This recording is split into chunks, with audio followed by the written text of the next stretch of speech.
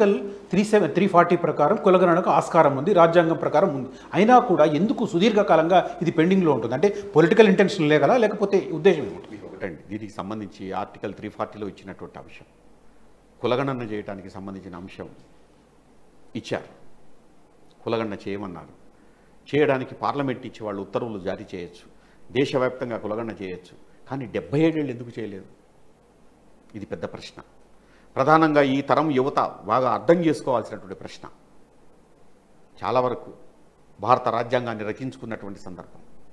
భారత రాజ్యాంగంలో ఆర్టికల్ 14, 15, 16 ఉన్నాయి. ఈ 14, 15, 16లో ఉన్నటువంటి 14 ఆర్టికల్లో మొత్తంగా ప్రజలందరికీ సమానమైనటువంటి హక్కులు ఇవ్వాలి. వాళ్ళకి ఎవరైనా సరే కులంతో, మతంతో సంబంధం లేకుండా, జెండర్తో సంబంధం లేకుండా వాళ్ళకి సంబంధించినటువంటి సర్వ హక్కుల్ని కాపాడేటువంటిది రాజ్యాంగం అన్నటువంటి విషయాన్ని చెప్పింది. ఆర్టికల్ 15కి వస్తే, 16కి వస్తే బీసీలకు సంబంధించిన అంశం కూడా చర్చించాలని, వాళ్ళ విద్యా ఉద్యోగాలకు రిజర్వేషన్లకు సంబంధించిన అంశం చర్చించాలని చెప్పేసి ఫండమెంటల్గా పెట్టుకున్నాం రాజ్యాంగంలో. రాజ్యాంగంలో పెట్టేటువంటి అంశానికి సంబంధించి ఎవరు పట్టించుకున్నారండి? ఇప్పటి వరకు ఎవరు చేశారండి? రామస్వామి పెరియార్ తమిళనాడులో జరిగినటువంటి ఉద్యమం, సుదీర్ఘమైన ఉద్యమం, మామూలు ఉద్యమం చేయలేదు రామస్వామి పెరియార్ చేసిన ఉద్యమానికి కేంద్ర ప్రభుత్వం అక్కడ హడలిపోయింది. మాకు ఏం చేశారు చెప్పండి? మాకు రాజ్యాంగ హక్కులు ఎందుకు ఇవ్వరు చెప్పండి? చట్టసభల్లో పోయి అర్హత మాకు ఎందుకు ఇవ్వరు చెప్పండి? మా రిజర్వేషన్స్ మాకు ఇవ్వండి, బహుజన వర్గాలకు, బడుగులకు రిజర్వేషన్స్ ఇవ్వండి అన్నటువంటి విషయాన్ని రామస్వామి పెరియార్ అడగడం, రామస్వామి పెరియార్ అడిగిన విషయం అంతకు ముందుగా మహాత్మా జ్యోతిబా పూలే చేసినటువంటి విషయం. అందుకే ఈ పూలే అడిగినటువంటి ప్రశ్న, ఈ ప్రశ్నకు స్పందనగానే నెహ్రూ ప్రభుత్వం కాకా కలేకర్ కమిషన్, ఫస్ట్ టైం మీరు అన్నటువంటి 340 ఆర్టికల్ ప్రకారం కాకా కలేకర్ కమిషన్ వేశారు. ఆ 340 ఆర్టికల్ ఇచ్చినటువంటి ఆర్టికల్ ప్రకారంగానే మండల్ కమిషన్ వేశారు. ఆర్టికల్ 340 నుంచే మనకు మండల్ కమిషన్ యొక్క రిజర్వేషన్ల అమలుకు సంబంధించినటువంటి అంశం కూడా వచ్చింది. కాబట్టి పెరియార్ అన్నటువంటి మాటకు పార్లమెంటు అక్కడ స్పందించి ఈ రామస్వామి పెరియార్ దగ్గర నుంచి నెహ్రూ చేసిన పని కాకా కలేకర్ కమిషన్ వేశారు. ఆయన దేశంలో ఉన్నటువంటి 2670 మొత్తం కులాలకు సంబంధించిన విషయాన్ని లెక్కలు తీసుకొని వాళ్ళు సుదీర్ఘమైనటువంటి ఎక్సైజ్ చేసి బ్రహ్మాండంగా ఇచ్చే నివేదికని బుట్టదాఖలు చేసి పడేశారు. ఆ బుట్టలో వేసి పడేశారు, కోల్డ్ స్టోరేజ్లో వేసేది. ఇంకొక కామెంట్ ఉంది ఇక్కడ, కులాలను గణన చేస్తే బీసీలలో అనేక ఉపకులాలు ఉన్నాయి, ఈ కులాల మధ్య అంతరం పెరిగిపోతుంది కాబట్టి దీన్ని చాలామంది వ్యతిరేకిస్తున్నారు అన్న అభిప్రాయం కూడా ఉంది. మీరేమంటారు?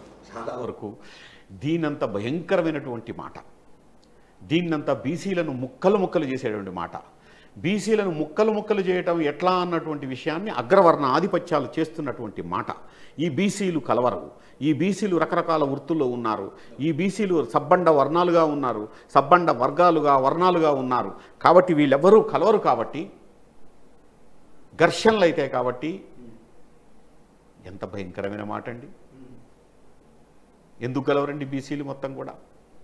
అసలు బీసీలు మొత్తం కలిసి ఉండకపోతే ఇప్పటికీ గ్రామాలు కలిసి ఉంటాయా? బీసీ, ఎస్సీ, ఎస్టీ మైనార్టీలందరూ కలిసి ఉండకపోతే ఈ గ్రామాల స్వరూపం ఇట్లా ఉంటుందా? ఈ దేశ స్వరూపం ఇట్లా ఉంటుందా? రాసేస్తున్నారు, బ్రహ్మాండంగా ఆర్టికల్స్ రాసేస్తున్నారు. అరవిందరావు గారు బ్రహ్మాండంగా ఆర్టికల్స్ రాసి పడేశారు. దేశ సమగ్రతకు ముప్పు కులగణన అన్నటువంటి విషయం రాశారు. ముప్ప, దేశ సమగ్రతకు ముప్ప ఎవరు చెప్పారండి? దేశ సమగ్రతను కాపాడుతున్న దేశభక్తులు, బడుగులు, బహుజనులు. ఈ దేశంలో ఉన్నటువంటి ఒక స్థిరత్వానికి సింబల్ బడుగులు, బలహీన వర్గాలు. ఎవరండి బీసీలు కలవరని చెప్పింది? బీసీలు కలుస్తున్నారండి. బీసీలు కులపిచ్చితో లేరండి. బీసీలు ఆధిపత్యం కావాలని కోరుకోవడం లేదండి. బీసీలు ఎవరి నోటికాడే దగ్గరతో తీసుకోవాలనుకోవడం లేదండి. మా వాటా మాకు ఇవ్వండి అని అడుగుతున్నారు. అయ్యా మా చేతికాడ ఉన్న భువన్ మీరెట్లా లాక్కుంటారాయా అని అడుగుతున్నారు. అసలైన తొలి వెలుగు. ఫాలో వాట్సాప్ @తొలి వెలుగు official.